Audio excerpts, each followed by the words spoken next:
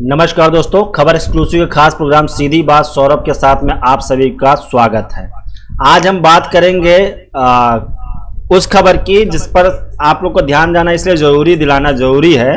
खबर है पाकिस्तान से। पाकिस्तान के रेलवे मंत्री ने फिर से परमाणु युद्ध की धमकी दी है, मतलब गिदड़ भभकी दी है, जो लगातार कहते हैं। क्यों दिया है इसका हम आपको विश्लेषण करेंगे, इसको आपको हम बताएंगे कि आखिर इसके पीछे उसकी क्या नीयत क्या है, क्यों कहा इस बात को ऐसा फिर से। आखिर यह पाकिस्तान को समय समय पर ऐसा दौरा क्यों पड़ता है, ऐसा अचानक उसको क्या लगा कि उसको अब लगा कि अब बात के खिलाफ उसने कहा कि कहते हैं कि वो कन्वेंशनल युद्ध, मतलब नॉर्मली जिस तरीके से लड़ाई लड़ी जाती है उस तरीके से लड़ने की क्षमता में नहीं है। तो ऐसे में वो पाकिस्तान से सीधा सीधा वो इसको लड़ेंगे, मतलब अभी ये चल रहा है। तो इसका हमारा आपके सामने पोल भी चल रहा है, तो आप लोग अपना जवाब भी दीजिएगा उसको कि क्या चीजें आप चाहते हैं, क्या हो क्या ना हो। तो पाकिस्तान की गिदड़ भभकी दी गई है, तो आप सभी लोग जुड़ जाए हमारे साथ में और इस पर हम बताएंगे कि पाकिस्तान को समय समय पे दौरा क्यों पड़ता है, आज ये दौरा क्यों पड़ा अचानक से, इस पर हम सर्च करेंगे, इस पर आपके साथ में हम बात करेंगे। तो आप लोग जुड़ जाइए फटाफट। हम इसके साथ में आपसे और भी चीजों बात करेंगे। आपसे बात करेंगे हम सुशांत सिंह राजपूत केस में आज सीबीआई की टीम में क्या मीटिंग में हुआ वो भी बताएंगे आपको। साथ में नीट और जेईई के एग्जाम को लेकर के सरकार का क्या रुख है वो भी बताएंगे। साथ में यूपी में हुई 2 हत्याएं, एक तो लेडी डॉक्टर की आगरा में और एक भदोही में एक नाबालिग के दुष्कर्म के बाद में हत्या। इन दोनों खबरों को लेकर भी आपसे बात करेंगे। इन तमाम खबरों पे होगी आपसे साथ खास चर्चा, लेकिन उससे पहले आप लोग हमारे साथ जुड़ जाइए ताकि हम इस चर्चा को बेहतर बना सके। और आपके सामने जो सवाल चल रहा है उस सवाल का भी जवाब दीजिए, और साथ में आपके सामने पोल भी चल रहा है कि आप लोगों को क्या लगता है कि क्या होना चाहिए पाकिस्तान की इस तरीके का जो कहा जा रहा है वो क्या करे, भारत क्या करे, उसका भारत क्या करे, शांत रहे या फिर उसको आपको 3 विकल्प दिए गए, आप वो 3 विकल्प आपके सामने दिख रहे होंगे, शांत रहे या एक और सर्जिकल स्ट्राइक कर दे, या फिर ठीक है छोड़ देना चाहिए जैसा भी कर रहा है, क्योंकि उसकी आदत है पाकिस्तान की ये चीज बोलते रहने की। तो उसको क्या किया जाए उसका आप लोग को बताना है। तो आप लोग जुड़ जाइए इससे, क्योंकि हम लोग इस पर बात करेंगे और आप लोग के साथ में हमारा जुड़नाव लगातार बढ़ता जा रहा है और आप लोग जुड़ रहे हैं। आप लोग की चर्चाएं और चर्चाएं बेहतर अच्छा होती जा रही है। तो हम बात कर लेते हैं पाकिस्तान की, क्यों बौखलाया पाकिस्तान, उस पर आपको हम बता देते हैं। पाकिस्तान दरअसल इसलिए बौखलाया है क्योंकि हाल फिलहाल में 2 से 3 दिन पहले सऊदी अरब की ओर से उसको तेल देने से मना कर दिया गया। सऊदी अरब ने कहा कि पहले तो हम आपको तेल नहीं देंगे, दूसरी बात यह है कि आपके पास जो बाकी भुगतान है वो फटाफट पहले पूरा कर दो। तो इससे जैसे ये बात पता चली है, जैसे तेल की रिफिलिंग मना किया गया, उसके बाद वहां से जो मेजर जनरल बाजवा है वो फटाफट तुरंत दुबई के लिए रवाना हो गए, वहां पहुंचे। अब ये क्यों हुआ है, क्योंकि भारत और यूएई के बीच में खासी दोस्ती पनप रही है, बहुत अच्छे दोस्त बनना है। मोदी सरकार की नीतियों से देश में, दुनिया में हर जगह पे भारत के प्रति लोगों की दोस्ती बढ़ रही है और पाकिस्तान इस वजह से थोड़ा सा बैकफुट पे जा रहा है। पाकिस्तान जो लगातार आतंकवाद की खा रहा था, आतंकवादी गतिविधियों को इन्वॉल्व होने के बावजूद इस बात को स्वीकार नहीं करना कि उसी के यहाँ से आतंकवादी गतिविधियां चलती हैं, इसका खामियाजा अब पूरी दुनिया की तरफ से उसको भुगता जा रहा है। पाकिस्तान पहले जाता है मदद के लिए, लगातार मदद मांग रहा था, उसको कहीं से मदद नहीं मिली, अब वो गया है चीन के पास में। मतलब अब पाकिस्तान जो आतंकी साजिश रचेगा उसमें चीनी सामान होगा, क्योंकि चीन को तो सभी लोग झटका दे रहे हैं। इस समय वैश्विक स्तर पर चीन और पाकिस्तान को लेकर के पूरे दुनिया में कोई भी इनके लिए अच्छी नजर नहीं रख रहा है, क्योंकि इन दोनों देशों की जो सोच है वो इतनी घटिया सोच है। जैसे कि मान लीजिए कि इनकी सोच है कि विस्तारवाद सोच है, इनको अपनी जगह बढ़ानी है, जितनी जगह उतने में डेवलपमेंट को नहीं देखना है, मतलब विकासवाद को नहीं विस्तारवाद को सोचना है। इसी बात को लेकर चीन के दुश्मन सभी लोग बने पड़े। चीन को लोग क्या सोच रहे हैं कि चीन ऐसी ऐसी हथियार अपना रहा है, ऐसी ऐसे हथकंडे कर रहा है जिसका उसको खामियाजा भुगतना पड़ रहा है। तो ऐसे में जो मदद करने के लिए बचे हैं वो चीन और पाकिस्तान एक दूसरे की मदद करें, यही सामने आपको दिखाई पड़ सकता है। उसके अलावा आपको बता दें, जैसे नेपाल अभी कुछ दिन तक उसके ऊपर चीन का साया पड़ा था, चीन की बातें सुनने लगा था, लेकिन 15 अगस्त के दिन केपी शर्मा ओली ने बात किया प्रधानमंत्री मोदी से, और धीरे धीरे अब नेपाल को यह समझ में आ गया है कि चीन किसी का सगा नहीं है। आपके साथ भारत जैसा कर रहा था वैसा शायद आपके साथ में आपका वो पड़ोसी चीन नहीं करेगा। चीन सिर्फ और सिर्फ आपको एक कठपुतली, शतरंज होता है ना, शतरंज में जो आगे सैनिक होते हैं उस तरीके से इस्तेमाल करना चाहता है। मतलब आप पहले शहीद हो जाओगे, चीन बच जाएगा। तो इस तरीके की वो कहते, नेपाल को भी समझ में आ गया, नेपाल धीरे धीरे पटरी पर लौटने लगा है। फिलहाल पाकिस्तान के जो रेलवे मंत्री हैं उसको लेकर के आपको बता दें कि उन्होंने क्या कहा। उन्होंने कहा कि हम अभी ऐसी लड़ाई लड़ने की स्थिति में नहीं, अगर हम सामान्य जैसी लड़ाइयां लड़ी जाती है, अगर वैसी लड़ाई लड़ते हैं तो हम लोग हार जाएंगे। ये इमरान खान के रेलवे मंत्री हैं। अब सोचिए इनकी दिमागी स्तर, इनके क्या कहा जाए, मतलब में आपको कहा कि ऐसा परमाणु हमला करेंगे जिसमें खाली इसमें मुसलमानों को नुकसान नहीं होगा। मतलब पाकिस्तान ने एक ऐसा अणु बम बना लिया है, ऐसी परमाणु बम बना लिया है, अगर वो फेंकेंगे तो हिंदुस्तान में मुसलमानों का कोई नुकसान नहीं होगा। और उनको ये पता नहीं कहां से गलत फहमी है, पता नहीं क्या गफलत है, उनको लगता है कि हिंदुस्तान के मुस्लिम उनके साथ में हैं। शायद वो ये बात भूल रहे हैं कि हिंदुस्तान का मुस्लिम हिंदुस्तान के साथ है, वो हिंदुस्तानी है। तो जैसा इन्होंने सोचा है, जो बयान दिया है, और इनका शेख रशीद जो लगातार अपने बयानों को लेकर के हमेशा चर्चा में रहते हैं, इनके तरफ कुछ ना कुछ बयान, उठपटांग बयान देते रहते हैं। अब इन्होंने कह दिया पाकिस्तान के पास परमाणु बम है जिसकी पहुंच असम तक है। इतना ही नहीं, शेख रशीद इतना भी कह रहे हैं कि परमाणु हमलों में मुसलमानों को कोई नुकसान नहीं होगा। अब सोचने वाली बात यह है कि ऐसा कौन सा परमाणु बम बना है जिसको फेंका जाएगा, जो गिरेगा और ब्लास्ट होगा, उसके बाद में मुसलमान उसमें नहीं मरेंगे। ये तो अभी तक की इन्होंने जो आतंक की फैक्ट्री लगा रखी थी, जो अजमल कसाब को इन्होंने मुंबई में भेजा था, तो उसमें कितने हिंदू मरे थे, कितने मुसलमान मरे थे, ये पता कर ले 26/11 में। उसके अलावा जब करगिल में इस देश को बचाने के लिए लोग लड़ रहे थे तो उस जमानों में बहुत सारे हिंदू, बहुत सारे मुसलमान, बहुत सारे सिख, ईसाई सभी लोग थे। यही हिंदुस्तान की खूबसूरती है। इसको जो तोड़ने की कोशिश करता है ना पाकिस्तान, इतना बेवकूफियत की कोशिश करता है, बेवकूफियत की साजिश है। हिंदुस्तान का मुसलमान, हिंदुस्तान का सिख, हिंदुस्तान का ईसाई सब पहले हिंदुस्तानी हैं, बाद में ठीक है हमारे घर के अंदर हमारी कुछ चीजों पे मतभेद होता है, हमारी कुछ बातों में लड़ाइयां होती हैं। इसका मतलब ये नहीं कि पाकिस्तान जैसा दोगला देश आकर के हमारे देश के लोगों में बंटवारा कर दे, क्योंकि जब ऐसी बात आती है, देश रक्षा की बात आती है, तो सब लोग एक होते हैं, चाहे वो हिंदू हो चाहे वो मुसलमान हो। तो शेख रशीद रेलवे मंत्री, मुझे नहीं समझ में आता इमरान खान ने क्या योग्यता देख करके इनको मंत्री बना दिया है। इन्होंने कहा कि पाकिस्तान और हिंदुस्तान की अगर जंग होती है तो ये खूनी और आखिरी जंग होगी। इन्होंने कहा आखिरी जंग होगी। ये शायद करगिल का भूल गए हैं कि करगिल ही आखिरी जंग होती और हिंदुस्तान की सेना पाकिस्तान के दिल तक की घुस गई थी और वो चाहती तो पाकिस्तान को उसी समय नस्तनाबूद कर देती, लेकिन वो हमारे देश के प्रधानमंत्री थे, उन्होंने इस बात को ध्यान रखा। अटल बिहारी वाजपेयी ने कहा कि हमारा मकसद विस्तार का नहीं है, हमारा मकसद है शांति बनाना। हम चाहते हैं शांति फैले दुनिया में, हम युद्ध नहीं चाहते। हमारे पास जितना हमारा देश है हम उतने सफिशियंट हैं, लेकिन अगर हमारे देश के जमीन पर कोई नजर डालेगा तो हम उसकी आंखें भी निकाल लेंगे। ये भी उनकी सख्त निर्देश सख्त उन्होंने अपना जवाब दिया था, तो ये शायद भूल गया। तो अब शेख रशीद कह रहे हैं कि अगर ये जंग होती है तो ये आखिरी जंग होगी। बिल्कुल शेख रशीद को ये जान लेना चाहिए कि अगर ये जंग होती है तो वाकई में आखिरी जंग होगी। आप परमाणु बम चलाते रह जाएंगे, भारतीय सेना का MiG-21 ही आपके अंदर घुस करके, एक अभिनंदन ही हमारा है, विंग कमांडर अभिनंदन ही आप जैसे पूरे पाकिस्तान के आतंकवाद और ऐसे सोच रखने वाले लोगों को नस्तनाबूद करने के लिए काफी है। तो ये पाकिस्तान के रेल मंत्री हैं जो हिंदुस्तान ने अगर पाकिस्तान पर हमला किया, ये कह रहे हैं देखिए, जो कि कभी हुआ नहीं है। हिंदुस्तान ने अगर पाकिस्तान में हिंदुस्तान ने कभी भी किसी मुल्क पर हमला नहीं किया है, लेकिन अगर ये कह रहे हैं कि अगर ऐसा होता है कि हिंदुस्तान ने हमला किया तो कन्वेंशन वार की कोई गुंजाइश नहीं होगी। इमरान खान के मंत्री ने कहा कि हमारा हथियार मुसलमानों की जिंदगियों को बचाते हुए असम तक टारगेट कर सकता है। मतलब अजीब बात है भाई साहब। शेख रशीद को अच्छे मंच पर बुला करके पूछना चाहिए कि ऐसा कौन सा बम बनाया है, ऐसा कौन सा परमाणु बम बनाया, ऐसी कौन सी हथियार बनाई है, ऐसी कौन सी गोली बना दी है जो ये फायर करेंगे तो वो देखेगा, अगर हिंदू होगा तो उसको लग जाएगा, मुसलमान होगा तो उसको नहीं लगेगा। ये पूछना चाहिए शेख रशीद के दिमाग को। तो शेख रशीद ने ऐसी बात नहीं की, धमकी पहली बार दी है, वो कई बार ये बयान दे चुके हैं। उनको लगता है कि परमाणु बम ना हुआ, वो किस तरीके से मतलब वो परमाणु बम को गजब का चीजें सोच के रखे हैं। वो मतलब क्या सोच रखे मुझे नहीं समझ पाता है कि उन्होंने कुछ सोच रखा होगा, उनको लग रहा है तो इस तरीके से। तो इन्होंने धमकी, शेख रशीद ने कहा कि जब परंपरागत तरीके से जैसे लड़ाइयां होती हैं तो अब वैसा ही दुनिया को परमाणु युद्ध होगा।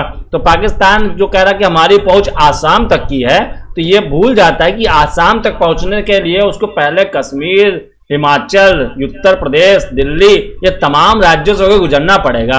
और शायद मैं अपने यहाँ के छोटे राज्य से भी बात कर लूं तो एक छोटा छोटा राज्य भी पाकिस्तान को मुंहतोड़ जवाब देने के लिए काबिलियत रखता है।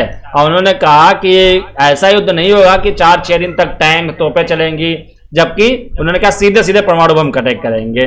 तो ये बात कहा है इन्होंने, ये बात आपको उनकी ट्विटर और सब जगह पे आपको देखने को मिल जाएगा। तो शेख रशीद ने कहा था कि पाकिस्तान के पास 125 ग्राम और 250 ग्राम के भी परमाणु बम हैं जो किसी खास टारगेट पर मार सकते हैं। पाकिस्तान के रेल मंत्री ने कहा था कि बात सुन ले कि पाकिस्तान के पास पाव और आधा पाव के परमाणु बम भी हैं जो किसी खास इलाके को निशाना बना सकते हैं। शेख रशीद के बयान सोशल मीडिया पर वायरल भी होते रहते हैं। ऐसे बयान देकर और पिछली सरकार अपनी ही खिल्ली उड़ाते रहते हैं। शेख रशीद पहली बात तो रेल मंत्री हैं और जो बात युद्ध की करती है ऐसे लगता है कि वो रक्षा मंत्री और डिफेंस मिनिस्टर हो इमरान खान के। तो शायद अभी इमरान खान अपने मंत्रियों को वो समझा नहीं पाए हैं कि एक्चुअल में उनकी जिम्मेदारी क्या है, एक्चुअली में उनको करना क्या है। शेख रशीद ऐसा नहीं है कि वो भारत के हर एक मसले पर अपना बयान देते रहते हैं, अपनी मजाक उड़वाते रहते हैं। उन्होंने राम मंदिर को लेकर बयान दिया था। उन्होंने कहा था कि भारत अब एक धर्मनिरपेक्ष देश नहीं रहा है बल्कि एक धर्म का देश बन गया है। उनके इस बयान को भारत ने कड़ा जवाब दिया था। विदेश मंत्रालय ने कहा कि जो देश आतंक फैलाता है वो इसी तरह धार्मिक उन्माद बढ़ाने जैसे बयान दे सकता है। बिल्कुल सही बात है, क्योंकि पाकिस्तान ऐसी बातें करता है तो ये वाकई में हैरान करने वाली होती है। कहता है कि भारत धर्मनिरपेक्ष नहीं रह गया। अरे भाई पाकिस्तान, ये बताओ, पहली बात तो आपका देश क्या धर्मनिरपेक्ष है जो आप बात की बात कर रहे हो? आप हमारी कमियां निकालने में मत फंसिए, पहले अपने देश की देखिए जहां पर कोरोना के मामले इसलिए घट गए हैं क्योंकि वहां पर जांच नहीं हो पा रही है। कोरोना वहां पे हद से ज्यादा बढ़ जाता है। इमरान खान कहते हैं मैं क्वारंटीन, मतलब मैं ऐसा चीजें नहीं, लॉकडाउन चीजें नहीं लगा सकता हूं। सब्जियों के दाम आपके 2 मिनट में बढ़ जाते तो आप गुस्सा दिखाने लगते हैं कि हम टमाटर नहीं खाएंगे, हम ऐसा करेंगे वैसा करेंगे, पता नहीं क्या क्या आप क्यूट पटांग बयान आने लगते हैं। तो पहली बात इमरान खान ये सुन ले कि पहले अपने मंत्रियों की दिमागी स्तर को जांचें, उनको समझाएं कि उनके पास मंत्रालय कौन सा, उस मंत्रालय के हिसाब से अपना जवाब तय करें, क्या कहना है क्या नहीं कहना है। शेख रशीद के पास में रेल मंत्रालय, लेकिन वो बातें रक्षा मंत्रालय की अक्सर करते रहते हैं। उनका ध्यान अपने देश पर नहीं बल्कि हमेशा से हमेशा हिंदुस्तान पर रहता है। तो ये थोड़ा सा समझने वाली बात है। तो ये पाकिस्तान को आप लोग जवाब दीजिए, आप लोग उसका अपना कमेंट लिखते रहिए। अब आ जाते हैं अपने दूसरे मसले पर। दूसरा मसला क्या है? नीट और जेईई का एग्जाम, जो हमने आपके साथ ये खबर उठाई है। तो नीट और जेईई का एग्जाम अब पोस्टपोन होने के चांसेस बहुत कम होते जा रहे हैं, लेकिन अभी भी हो सकता है कि उसको पोस्टपोन किया जाए। लेकिन सरकार की ओर से यह भी रुख दिया जा रहा है कि 2 बार पोस्टपोन किया जा चुका है तो अब ना हो। आपको हम पहले बता देते कि दलील क्या दी। सुप्रीम कोर्ट में 2 याचिका पड़ी थी। पहली याचिका पड़ी थी, छात्रों ने डाला था कि पेपर को ना कराया जाए जब तक कि कोरोना की वैक्सीन नहीं आ जाती है। और कुछ छात्रों ने डाला था कि पेपर को तय समय सीमा पर करवाया जाए, कैसे भी वो सुनिश्चित किया जाए जिसमें सुरक्षा भी रहे। तो सरकार को सुप्रीम कोर्ट ने कहा कि ठीक है, वो याचिका खारिज कर दी जिसे पेपर ना कराने के लिए कहा गया था। उन्होंने कहा हम साल नहीं बर्बाद कर सकते हैं, ये सेशन नहीं बर्बाद कर सकते हैं। उसकी वजह से अब छात्रों की मांग है, ठीक है आप पेपर करवा रहे हैं तो उन 5 चीजों का ध्यान दे दीजिए, जो 5 चीजें हो जानी चाहिए। एक तो आप जो लोग, क्योंकि इस समय में सेंटर्स जो आपके होते हैं बड़े बड़े शहरों में होते हैं, तो गांव से कस्बों से बच्चे कैसे आएंगे, उसके लिए ट्रांसपोर्ट की व्यवस्था कैसे होगी, उसमें सोशल डिस्टेंसिंग का ध्यान कैसे रखा जाएगा और ये सुनिश्चित कैसे किया जाएगा कोई बच्चा छूट नहीं रहा है, उसको वहां से यहां तक पहुंचाया जाए, सेंटर तक पहुंचाने की जिम्मेदारी सरकार की होगी। क्योंकि सरकार ने यह भी कहा है कि पेरेंट्स नहीं आए, केवल छात्र ही पहुंचेंगे, तो वो कैसे पहुंचेंगे ये सरकार को समझाने की जिम्मेदारी होगी। साथ में दूसरा बात ये होगा कि जो कोरोना संक्रमित हो जाते हैं, मान लिया अगर संक्रमित और उस वक्त में पेपर होता है तो क्या उनका पेपर बाद में लिया जाएगा? इसका भी तक क्लियरिफाई नहीं हो पाया है कि वो बाद में पेपर होगा या नहीं होगा। इस चीज को क्लियरेंस अभी तक नहीं मिली है। तो ये नीट के पेपर 13 तारीख को हैं और जेईई मेंस के जेईई के पेपर आपके 1 तारीख से 6 तारीख तक में, मतलब 10 दिन बचे हैं। 1-2 दिनों में अगर कोई फैसला आना हो तो आ जाएगा। लेकिन मुझे लगता है कि अब कोरोना से डरने की नहीं, लड़ने की जरूरत है। तो ऐसे समय में जब पेपर आपको देने जाना है, सभी लोग अपनी सावधानियां रखें। आप लोग भविष्य में डॉक्टर और अव्वल दर्जे के आप इंजीनियर बनने की परीक्षा देने जा रहे हैं, तो ऐसे में जरूरी है कि आप अगर एहतियात नहीं बरत सकते, आप अगर सावधानी नहीं रख सकते हैं, सेंटर्स पर ध्यान रखा जाएगा। अगर ऐसी चीज होती है सरकार को उस पर कसा जाएगा, उस पर तंज कसा जाएगा, उनको घेरा जाएगा। लेकिन आप लोग एक प्रतिष्ठित पद के लिए पेपर देने जा रहे हैं, जो पढ़ाई करने जाएंगे, आप देश के सर्वश्रेष्ठ इंजीनियर बनेंगे या देश के बढ़िया बेहतरीन डॉक्टर बनेंगे, तो आपका अपना ध्यान रखने की जरूरत कुछ होगी, क्योंकि खुद आप लोग इस पोस्ट के लिए जिसके लिए जा रहे हैं वो आपके लिए बहुत अहम जिम्मेदारी होगी।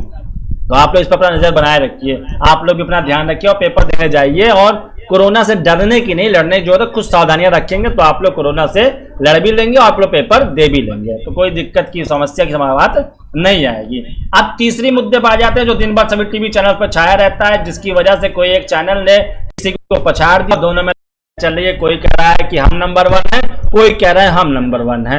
एक निजी चैनल आप लोग जानते हैं वो लगातार 20 सालों से अपने को नंबर 1 कह रहा है, और हाल फिलहाल में 2-3 सालों में आया एक चैनल जिसपे कि तेज चिल्लाते हुए लगातार बात करते हो, कह रहे हैं हम नंबर 1 है। अब एक्चुअली बात यह है कि नंबर 1 अभी वही चैनल है, कुछ पॉइंट्स का फर्क है, और नंबर 1 अभी तक की फिलहाल में जो आज तक है वही नंबर 1 पे है टीआरपी के मामले में। वैसे मैं नहीं जानता दर्शक क्या देखना चाहते हैं, क्योंकि मुद्दे की बात तो आप लोग सुनना नहीं चाहते हैं। तो सुशांत केस के लिए जो मुंबई जा रही है सीबीआई की टीम, उसमें यह तय हो गया है कि उनको मुंबई में क्वारंटीन नहीं किया जाएगा, मतलब वो जाएंगे डायरेक्ट जांच करना शुरू करेंगे, बिहार जैसी सीन नहीं होगा, ये पहले सुनिश्चित कर लिया गया है। 5 लोगों की टीम बना दिया गया, और पहली जो जांच होगी, पहला सवाल होगा क्या सुशांत सिंह राजपूत ने आत्महत्या की है, इसी पर नजर बनाई जाएगी और इसी पर जांच किया जाएगा। तो ये मामला सुशांत सिंह राजपूत के मामले के अलावा बिहार को अगर बात किया जाए तो बिहार में इसके अलावा भी और सारे मुद्दे हैं जो काफी अहम है। सुशांत मामले में आपको पहली जीत मिलती नजर आ रही है, सीबीआई जांच के आदेश मिल गए हैं, सीबीआई ने अपना एक्शन में आ भी गई है। लेकिन बिहार में इसके अलावा बाढ़ और कोरोना का भी कहर है, क्या सरकार उससे भी निपटने के लिए कोई पुख्ता प्रमाणित तरीके से आजमाएगी? क्या उसमें भी कोई ऐसा सीबीआई जैसा नतीजा निकल के आ सकता है जिससे कंट्रोल किया जा सके? क्योंकि बाढ़ लगातार आपकी आज़ादी के बाद से आपके यहाँ बाढ़ की त्रासदी हमेशा देखने को मिलती है, 1-2 साल में हर बार बाढ़ की त्रासदी देखने को मिलती है, लेकिन उससे बचने के लिए, उससे बचाव के लिए बेहतर व्यवस्था क्यों नहीं की जाती है? इस सवाल का जवाब आखिर कौन देगा? इस बात का सरकार को जवाब देना होगा। और दोस्तों आपको बता दें कि आज का सेशन हमारा थोड़ा छोटा रहेगा, बहुत ज़्यादा सेशन, बहुत लंबा सेशन नहीं रखते हैं हम लोग, क्योंकि आप लोगों को लगता है कि आप लोगों को वही चिल्लाने वाले लोग पसंद आते हैं। तो आपको लोग के साथ में हम ये मुद्दा बात कर चुके हैं और हम अपने आखिरी मुद्दे को बढ़ते हैं। और आखिरी मुद्दा हमारा ये है कि आपको हम बता दें कि सुबह सुबह उत्तर प्रदेश में हमें 2 खबरें सुनाई पड़ी। एक तो भदोही में एक नाबालिग की दुष्कर्म के बाद उसको तेजाब से जलाकर नदी किनारे फेंक दिया गया। वहीं दूसरी खबर जो पता चली वो आगरा में एक लेडी डॉक्टर की हत्या के बाद में 100 बरामद हुई। वो डॉक्टर कुछ दिनों से मिसिंग थी और जब मिली तो उसमें जो हत्यारा निकला वो लेडी डॉक्टर का ही साथी निकला है। मतलब लेडी डॉक्टर के साथ रहने वाला था, वो उसको चाहता था, उससे शादी करने का दबाव बनाया था, लगातार उन दोनों के कनेक्शन था 7 सालों से। उसके बाद वो जब नहीं माने उनके बीच नोकझोंक होता है और जो कातिल है वो सामने आके कबूल करता है और उसने बताया कि मैंने पहले उसका गला दबा दिया और फिर वो मुझे लगा नहीं मरेगी तो फिर मैंने अपने गाड़ी में चाकू रखता हूँ जिससे मैंने उसे मार दिया। लेकिन यहाँ पे एक एंगल ये समझ में आता है कि अगर कातिल है तो इतने आसानी से कबूलनामा क्यों कर लिया? आखिर कहीं कोई और तो बात नहीं है, कहीं ये केस कुछ और तो नहीं जिस केस की तरफ मोड़ा जा रहा है। आपको बता दें कि योगिता नाम है जिस डॉक्टर को की हत्या हुई है, योगिता गौतम, उन्होंने यूपी में पहली कोरोना पेशेंट की डिलीवरी कराई थी और इनकी हत्या के बाद से परिवार सदमे में, वाकई में एक काबिल बेटी चली जाए तो वाकई परिवार सदमे में आ जाता है। तो ये मामला था। उसके अलावा जो दूसरा मामला है भदोही में एक नाबालिग को कुछ लोग अगवा करके ले गए, उसके साथ दुष्कर्म किया, उसके बाद उसकी शिनाख्त की ना हो पाए इसलिए उसको तेजाब से जला करके नदी किनारे फेंक दिया।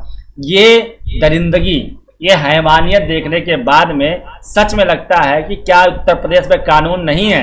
लगातार ऐसी घटनाएं सामने में आ रही हैं, चाहे अपहरण की हो, चाहे रेप की हो, चाहे हत्याओं की हो, ऐसी खबरें लगातार सामने आ रही हैं। तो ऐसे में सरकार क्या करे? सरकार क्या आंख मूंद के बैठी है? तो जरूरी है कि सरकार इस ओर ध्यान दे और उसको इधर ध्यान देने की जरूरत भी है, क्योंकि अपराध अब उत्तर प्रदेश में कुछ दिनों से पिछले 6-7 महीनों में अपराध की श्रेणी बहुत तेज बढ़ी है। कोरोना काल में अपराध बहुत तेज बढ़ा है। इसकी वजह क्या है ये सरकार को पता करना होगा, सरकार को सामने रखना होगा।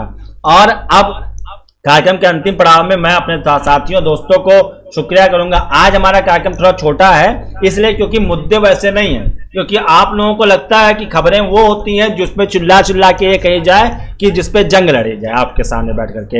हमारा मकसद है आपको खबरें सही तरीके से बताई जाएं। और जो जहां तक बात रही कि आप जो देखते हैं कि कोई क्रेडिट लेता है, सुप्रीम कोर्ट के फैसले पर भी अगर क्रेडिट ले लें, अगर मीडिया ट्रायल की वजह से सुप्रीम कोर्ट फैसले देता है तो ये यकीनन बेहद अफसोस की बात है। न्यायालय की अपनी संप्रभुता है, न्यायालय की अपनी सोच है, न्यायालय अपने बुद्धि और विवेक से फैसला लेता है। लेकिन तथाकथित कुछ टीवी चैनल्स और कुछ सोशल एक्टिविस्ट हैं जो ये कहते हैं कि हमारे दबाव की वजह से ये सुप्रीम कोर्ट की ओर से ऐसा फैसला आया है, सुशांत केस में सीबीआई जांच लगी है। तो ये बेहद अफसोस की बात है। अगर ऐसा हो रहा है सुप्रीम कोर्ट को इस ओर ध्यान देना चाहिए, ऐसे चैनलों के ऊपर ये कार्रवाई करनी चाहिए जो ये कहते हैं कि उनकी खबर का असर हुआ और आखिर में हमने हमारी मेहनत रंग लाई, हम लगातार लगे थे। ऐसा नहीं है। वहां पर वकीलों की जिरह होती, वकील अपनी दलील देते हैं, उसके बाद में सुप्रीम कोर्ट फैसला लेता है। वो किसी मीडिया ट्रायल को नहीं लेता है। लेकिन हम पिछले कई मामलों से देख रहे हैं कि मीडिया ट्रायल इतनी जबरदस्त होती है कि मीडिया ही तय कर देती है कि फला आरोपी है या नहीं है, फला में कैसी जांच हुई, मतलब मीडिया ये तय करने लगी है। मीडिया तथाकथित कुछ लोग जो गला फाड़ पड़ के तय करने लगे हैं कि भैया क्या होना चाहिए, क्या नहीं होना चाहिए। संविधान है, न्यायपालिका है, व्यवस्थापिका है, कार्यपालिका है, सबके करने का अपना तरीका है। तो ये मीडिया ट्रायल जो बाहर से ही किसी को आरोपी तय कर दिया जाता है वो बंद होना चाहिए, इस पर भी लगाम लगाना चाहिए। मैं माननीय उच्चतम न्यायालय, सर्वोच्च न्यायालय से कहना चाहूंगा कि ऐसी चीजों पर, मीडिया ट्रायल पर रोक लगाने की जरूरत है। अगर कोई अपना फैसला सुनाता है किसी मामले को लेकर के, उन पर कार्रवाई करनी चाहिए। क्योंकि लोग कहते रहे आखिर पुलिस जांच कर रही थी, आप पुलिस के सवाल को कैसे खड़ा कर देते हैं। आपको सवाल था तो आप या तो आपने FIR फाइल की होती या तो आपने PIL फाइल की थी, तो उसके बाद आप सवाल करते हैं। ऐसे कोई भी सवाल किसी पे खड़ा नहीं कर सकता है। तो दोस्तों आज का लाइव सेशन हम यही खत्म करते हैं। हम फिर जुड़ेंगे आपके साथ में कल फिर रात 8 बजे, और हम उम्मीद करते हैं कि आप लगातार और भी चीज़ों को आप लोग और भी खबरें जो आपको लगता है कि अच्छा लग रहा है क्या नहीं अच्छा लग रहा है आप बताएंगे। कार्यक्रम के अंत में एक बार दर्शकों को अपना शुक्रिया कह दें। हमारे से राजकुमार गुप्ता जी जुड़े, बबीता गुप्ता जी जुड़े, संस्कृति गुप्ता जी जुड़े, अंकित पांडे जुड़े, और तमाम वो दर्शक जिन्होंने कमेंट नहीं किया है उनको भी बहुत बहुत शुक्रिया है। आप लोग जुड़ते हैं, आप लोगों का प्यार है, आप लोग इसी तरह मोहब्बत देते रहिए। हमको आप एक चीज बताइए कि आपको क्या लगता है कि और क्या होना चाहिए हमारे प्रोग्राम में, इस प्रोग्राम में और क्या आपको जरूरत लगती है, वो क्या होना चाहिए, हम उसको करने की कोशिश करेंगे। लेकिन क्योंकि अच्छाई और बुराई, कभी कोई चीज हमेशा लगातार अच्छी नहीं लगती है। हमेशा 2 रोटी के बाद आपको तीसरी रोटी भी अच्छी नहीं लगती है। लेकिन आपको क्या चीज चाहिए, परिवर्तन संसार का नियम है। आप अगर कहेंगे तो हम उस चीजों बदलाव करेंगे। तो आप लोग जुड़िए हमारे साथ में। और सुशांत केस में आज ईडी ने रूमी जाफरी से पूछताछ की। कहा जा रहा था कि रूमी जाफरी सुशांत और रिया चक्रवर्ती को लेकर एक फिल्म बनाने वाले थे और उसको लेकर ही पूछताछ की। उस फिल्म को बनाने के लिए क्या बनाने वाले थे, उसके लिए क्या टोकन मनी दी थी सुशांत को या रिया को ही पैसे दिए थे, उन सब पे पूछताछ हुई थी। तो पूछताछ के 7 घंटे बाद पूछताछ चले लगा था 7 घंटे, और वो निकल के आए हैं। और कार्यक्रम के अंत में एक महत्वपूर्ण खबर है। आज आप लोग सुबह दोपहर में तकरीबन सुबह 10 बजे से लेकर के तकरीबन 2 बजे तक की आप लोग जीमेल, यूट्यूब, इन सब पे जो लोग अपलोड करते हैं खबरें या मेल करते हैं उनको परेशानी आ रही होगी। तो आपको बता दें ये गूगल की सर्वर डाउन थी, इस वजह से सही समस्या आ रही थी। इस बात को गूगल ने खुद ही ऑफिशियली ट्वीट किया, उनके सामने कुछ दिक्कत थी। फिलहाल अब ये समस्या दूर हो गई, तो आप लोग आराम से अपनी चीजें मेल और यूट्यूब को काम कर सकते हैं। तो आज के लिए दोस्तों बस इतना ही। कल फिर जुड़ूंगा रात 8 बजे। तब तक के लिए आप हमारे पेज को लाइक, शेयर करते रहिए। और हमारे यूट्यूब पर यही खबर आपको, यही हमारा प्रोग्राम आपको यूट्यूब पर हमेशा लगातार मिलेगा। आपको यूट्यूब पर जाकर सर्च करना है सीधी बात विद सौरभ। सीधी बात की स्पेलिंग क्या होगी, SEEDHI, सीधी बात विद सौरभ सर्च करेंगे आपको हमारा प्रोग्राम मिल जाएगा।